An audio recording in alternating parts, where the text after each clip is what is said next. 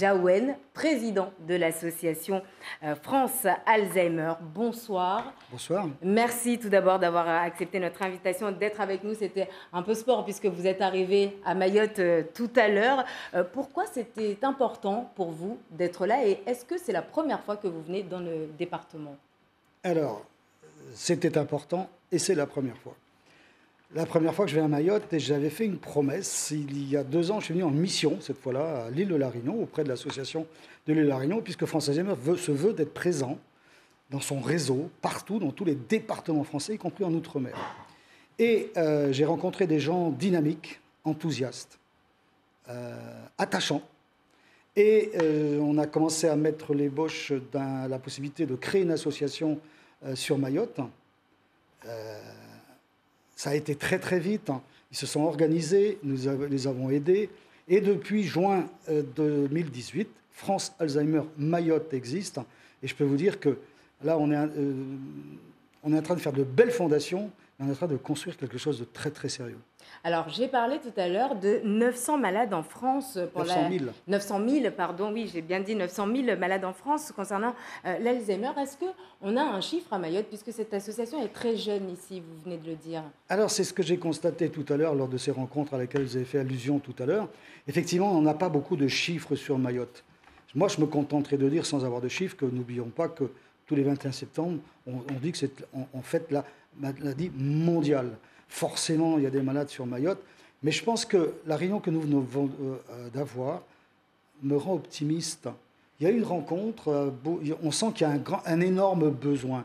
Et je pense qu'aujourd'hui, là aussi je reprends mon expression de fondation, il y a quelque chose qui est né aujourd'hui, il y a une volonté de travailler ensemble, d'être dans un réseau de partenaires, y compris avec les administrations, du genre ARS, le CHM était là, j'ai entendu dire pour la première fois. Tout ça, c'est des signes très très positifs et je suis optimiste.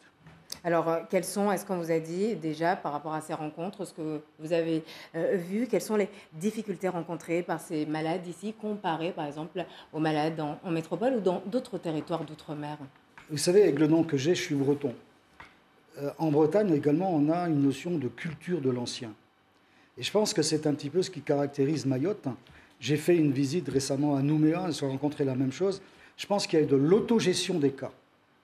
C'est culturel. Mais je pense que les cultures évoluent.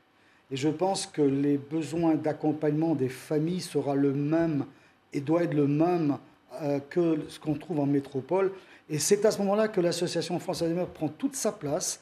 Nous avons la possibilité de proposer des activités, des accompagnements à la fois au binôme aidant, aider.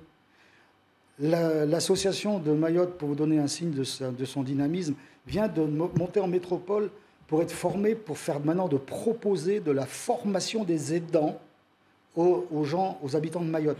Formation des aidants, c'est-à-dire donner une boîte à outils pour mieux vivre au quotidien, pour mieux accompagner le malade, et parce que c'est un défi difficile à accepter tous les jours. Alors, votre association, France Alzheimer, informe le grand public, alerte les pouvoirs publics sur ce qu'il y a à savoir de cette maladie, et informe également sur les avancées de la recherche. Où en est-on de ce côté-là? C'est une très bonne question. Nous sommes des acteurs importants de la recherche. Nous sommes le premier acteur privé associatif de France, puisque moi j'ai un défi, c'est de donner toujours 1,5 million à la recherche. Alors, la recherche, elle progresse gentiment. Je suis un petit peu sceptique en ce moment sur un message négatif que les pouvoirs publics nous ont envoyé et qui est en relation avec la recherche. On vient de nous dérembourser nos médicaments. Ça, c'est un signe négatif. Et je pense au contraire que l'espoir venant de la recherche, il faut absolument que nous continuions à encourager la recherche. Il faut faire appel aux donateurs. On ne progressera que comme ça. Et moi, qui ai la notion nationale, je souhaiterais la donner internationale, donner une dimension européenne à la recherche. Je pense que plus on sera nombreux, plus on avancera vite. Et voilà, le message sera passé en tout cas ce soir. Merci Joël Jaouen d'avoir répondu à nos questions. Je rappelle donc que vous êtes le président de l'association France Alzheimer et c'est aujourd'hui la journée mondiale